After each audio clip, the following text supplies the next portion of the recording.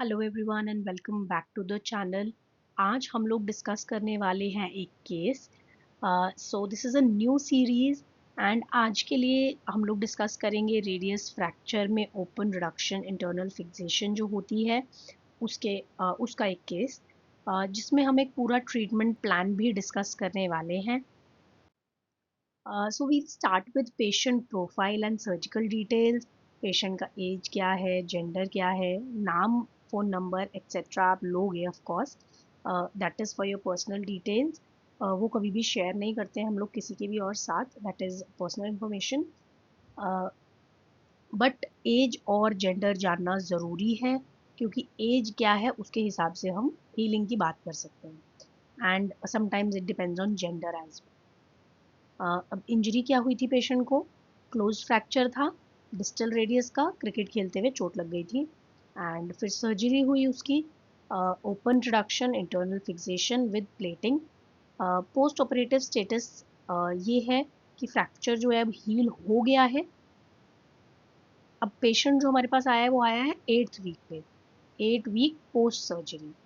अभी फ़िलहाल उसकी क्या कंप्लेंट्स हैं कि माइल्ड स्टिफनेस है, ग्रिप जो है वो बहुत वीक है, पेन नहीं है रेस्ट पे, बट अगर मूवमेंट करते हैं तो पेन होता है। सो इनिशियल असेसमेंट, हम भाई पहले तो असेसमेंट करेंगे तभी ट्रीट कर पाएंगे। So the initial assessment involves सबसे पहले पेन, वैस स्कोर देखेंगे हम, रेस्ट पे कितना है, फिर मूवमेंट पे कितना होता है। Then we'll see if there is any swelling और एडिमा। हम लोग उसकी सर्कमफेरेंशियल गर्थ मेजर करेंगे, पहले नॉर्मल हैंड की कर लेंगे एंड देन जो सर्जरी वाला हैंड है उसकी करेंगे। एंड उसके बाद फिर हम लोग विजुअल इंस्पेक्शन भी करेंगे, पिटिंग अडीमा या जनरल अडीमा तो नहीं हो। Then we'll take range of motion, wrist का फ्लेक्शन का रेंज कितना है, एक्सटेंशन का कितना है, डेविएशन का कितना है, radial and ulnar. Then pronation and supination का कितना रेंज है available. Then we'll go with strength. Dynamometer आता है ग्रिपिंग के लिए, अगर वो है तो ठीक है, नहीं तो फिर आप मैनुअली उसको टेस्ट करोगे। देन स्कार मोबिलिटी टेस्ट करोगे आप, पैल्पेट करोगे स्कार को, स्कार पे कोई पेन है या नहीं है। एंड देन उस पर क्रॉस फ्रिक्शन की टॉलरेंस चेक करोगे कि पेशेंट क्रॉस फ्रिक्शन, जैसे हम क्रॉस फ्रिक्शन मसाज देते हैं, वो कितना टॉलरेट कर पा रहा है। कभी कभी जो इंसिजन साइट होती है, जो स्कार होता है, उस पर इतना पेन होता है कि आपको पेशेंट टच भी नहीं करने देता, टेंडरनेस प्रेजेंट होती है। बट इन फ्यू केसेस ऐसा नहीं है, थोड़ा बहुत पेन होता है तो you have to check for that. ठीक है। देन फंक्शनल लिमिटेशंस चेक करनी है आपको कि एडीएल स्पेसिफिक टाइप टास्क कर सकता है पेशेंट, जैसे कि टाइपिंग हो गया या कुछ सामान उठाना हो गया, पेन उठाकर कुछ लिखना हो गया, पेशेंट ये सब कर पा रहा है या नहीं कर पा रहा है। नाउ पेन एंड स्वेलिंग का मैनेजमेंट कैसे करना है? अभी तो हमने असेस कर लिया है कि नहीं है, अब है तो कैसे उसको मैनेज करेंगे? पहला है थर्मोथेरेपी, जिसमें कि हम हॉट पैक देंगे पेशेंट को, मॉइस्ट हॉट पैक हम लोग यूज़ करते हैं 10 to 15 मिनट्स के लिए एक्सरसाइज से पहले। अगर अडीमा है तो उसे कैसे कंट्रोल करेंगे? कंट्रास्ट बाथ यूज़ करेंगे हम लोग, number 1। Then we'll elevate the limb and then we'll use a compression glove. ठीक है। देन मोडालिटी अगर ज़रूरत है तो टेंस हम लोग दे सकते हैं। Now you will ask me कि मैम टेंस तो इलेक्ट्रिकल मोडालिटी है, अब हम ऑलरेडी बात कर रहे हैं कि इंटरनल फिक्सेशन हुआ है, प्लेट्स हुई हैं, प्लेट्स हैं, स्क्रूज हैं, तो हम ऐसे कैसे दे दें? तो जो टेंस है ना, टेंस बहुत ही लो फ्रीक्वेंसी करंट्स है, ये तो आपको पता है। तो उसकी जो इंटेंसिटी है, जो फ्रीक्वेंसी है, वो इतनी हाई नहीं होती कि वो अंदर के मेटल इम्प्लांट को कुछ भी डिस्टरप्ट कर पाए, डिस्ट्रॉय कर पाए या इंटरफेयर कर पाए। तो टेंस बहुत सूदिंग करंट्स होते हैं और बहुत कह सकते हैं कि बहुत ही मतलब लाइट करंट्स हैं, बहुत हल्के एंड स्लो, बहुत वैसे वाले करंट्स हैं जो कि अ, ऐसा इफेक्ट नहीं देंगे कि मेटल इम्प्लांट खराब हो जाए या फिर पेशेंट की बॉडी में कोई ऐसी प्रॉब्लम हो। तो इसीलिए हम थोड़ा बहुत टेंस दे सकते हैं पेशेंट को। Now range of motion progression कैसे करेंगे? फर्स्ट वीक में जब पेशेंट हमारे पास आया, 8th वीक में आया पेशेंट हमारे पास, है ना, फेज ए में, तो तब हम पहले पैसिव रेंज ऑफ मोशन करेंगे। अगर पैसिवली सारी मूवमेंट्स हो पा रही हैं, then we'll progress to active assisted range of motion, जिसके अंदर हम रिस्ट का flexion, extension, ulnar and radial deviation सारी मूवमेंट्स करवाएंगे। देन एल्बो को हम लोग 90 डिग्री पे रख के सुपिनेशन एंड प्रोनेशन ड्रिल्स करवाएंगे। अब एल्बो को 90 डिग्री पे रखना क्यों ज़रूरी है सुपिनेशन एंड प्रोनेशन के लिए? So that supination and pronation की आइसोलेटेड मूवमेंट हो पाए। ठीक है, अगर हम लोग एक्सटेंड करके करेंगे एल्बो को तो आइसोलेटेड मूवमेंट नहीं हो पाएगी, उसमें एल्बो का मूवमेंट ज़्यादा होगा। Then we'll go for finger and thumb active range of motion. अगर एक्टिव ना हो तो थोड़ा सा एक्टिव असिस्टेड दे सकते हैं।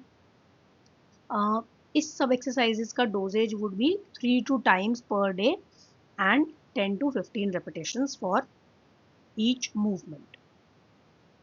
तो आप सिंपली, मतलब दिन में देखो पेशेंट आपके पास तो मोस्टली एक बार ही आता है, तो आप एक बार करवा दो and you can ask the patient कि आपको घर पे 2 से 3 बार और ये करना है। Now moving on two phase 2, जो कि है 10th वीक से 12th वीक तक।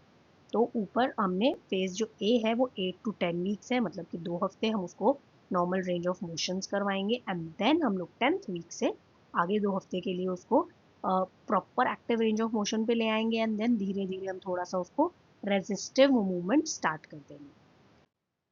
Scar mobilisation and soft tissue का कैसे करते हैं? सॉफ्ट टिश्यू का स्ट्रेचिंग देना है हमें। स्कार का मसाज हम करेंगे, क्रॉस फ्रिक्शनल मसाज, जो कि हम इंसिजन के ऊपर करेंगे। वो इंसिजन जो कि अच्छे से हील हो गया हो, ऐसा ना हो कि वो हील नहीं हुआ ढंग से और हमने उसी पे मसाज देना शुरू कर दिया। हमें चेक करना है कि इंसिजन अच्छे से हील हो गया हो, उसी के ऊपर क्रॉस सेक्शन मसाज देंगे and it should be pain free. अगर पेन है पेशेंट को काफ़ी ज़्यादा अनबियरेबल, तो we have to stop. Then we'll use a silicone sheet और जेल अगर हाइपरट्रोफिक चेंजेस है। हाइपरट्रोफी क्या होता है? स्किन का उठ जाना। जैसे कभी देखा होगा बर्न्स के केसेस में भी बहुत देखा होगा कि स्किन अपनी जगह से उठ जाती है, ऊपर को आ जाती है। तो अगर हाइपरट्रोफिक चेंजेस हैं तो उसके ऊपर सिलिकॉन की शीट या एक जेल आती है, उसको प्लेस करना होता है, थोड़ा सा कंप्रेशन देती है, या फिर हम लोग कंप्रेशन स्टॉकिंग भी यूज़ कर सकते हैं। Next is soft tissue stretching. हम लोग जेंटल रिस्ट एक्सटेंसर्स और फ्लेक्सर्स का स्ट्रेच दे सकते हैं, उससे मूवमेंट खुल जाती है, थोड़ा सा मूवमेंट अच्छे से हो जाती है। नाउ स्ट्रेंथनिंग कैसे करवाएंगे? आइसोमेट्रिक्स करवाएंगे 8 to 10 वीक्स तक, 2 हफ्ते तक, जिसके अंदर की हम रिस्ट का फ्लेक्शन, एक्सटेंशन, प्रोनेटर, सुपिनेटर्स का आइसोमेट्रिक करवाएंगे एंड ग्रिपिंग की मूवमेंट्स करवाएंगे। देन वील स्टार्ट विद, जब हमने बोला कि 10 to 12 वीक्स में हम थोड़ा थोड़ा रेजिस्टेंस एक्सरसाइज स्टार्ट करेंगे, so we'll use a theraband, जिसमें हम लोग रिस्ट के कर्ल्स एंड रिवर्स कर्ल्स करवाएंगे, प्रोनेशन, सुपिनेशन करवाएंगे against very light resistance. Next is gripping tools, जिसके अंदर की हम सॉफ्ट बॉल्स, जेल बॉल या स्माइली बॉल, फिर थेरापुट्टी यूज़ कर सकते हैं। और हैंड ग्रिपर्स में मोस्टली जो हमारे सेटअप पे हैंड ग्रिपर्स होते हैं उसके अंदर 5 स्प्रिंग्स लगे होते हैं अलग अलग, मतलब ये डिफिकल्टी लेवल के। तो सिंगल स्प्रिंग लगा देंगे बिल्कुल हल्का रेजिस्टेंस देने के लिए, एंड 2 या 3 स्प्रिंग्स लगा सकते हैं थोड़ा सा रेजिस्टेंस बढ़ाने के लिए, and then we can use all 5 springs to give the maximal resistance. Progress करेंगे हम लोग, रेजिस्टेंस को हर 1 से 2 हफ्ते में बढ़ाते रहेंगे जितना पेशेंट सहन कर पा रहे हैं। Then functional and proprioceptive training में हम लोग एडीएल स्टिमुलेशन देंगे, जैसे कि हम उसको बोलेंगे कप उठाओ, कोई जार को ओपन करो, टाइपिंग करो। ठीक है, देन फाइन मोटर स्किल्स पे वर्क करेंगे, जिसके अंदर कि हम उसको बोलेंगे लिखो, आप एक पेज लिख के आओ, 10 लाइन्स लिखो, शर्ट को बटन लगाओ, कॉइन मैनिपुलेशन, कॉइन्स उठाओ यहाँ से यहाँ रखो। देन प्रोप्रियोसेप्शन पे कैसे वर्क करेंगे? हम बॉल फेंकेंगे एंड उसको बोलेंगे कैच करो, एंड देन रिस्ट को clockwise and anti clockwise move करो। देन वॉल पुशअप्स को हम धीरे धीरे प्रोग्रेस कर सकते हैं टेबल पुशअप्स के साथ।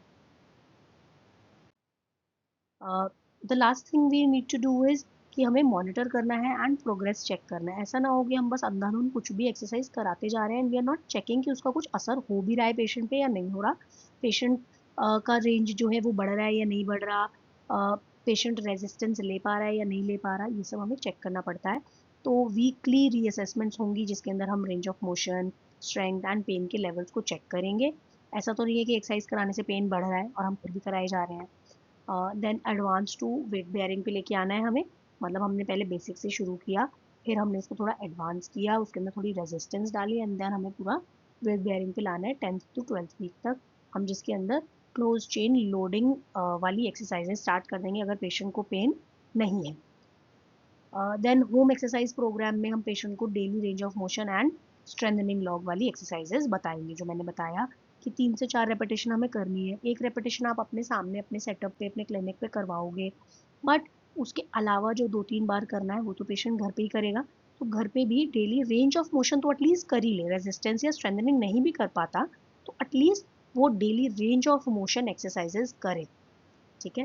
एंड पेशेंट को हमें पोस्चर एंड एर्गोनॉमिक्स पे थोड़ा सा समझाना है, थोड़ा काउंसिल करना है, तभी कॉन्ट्रैक्चर बनने से बच जाएगा। नहीं तो कॉन्ट्रैक्चर्स भी बन जाते हैं कुछ केसेस में अगर पेशेंट का जो पोस्चर है वो करेक्ट ना हो। I hope it's clear. Thank you for watching. कोई भी डाउट हो तो आप कमेंट्स में पूछ सकते हैं। You can subscribe for more such videos.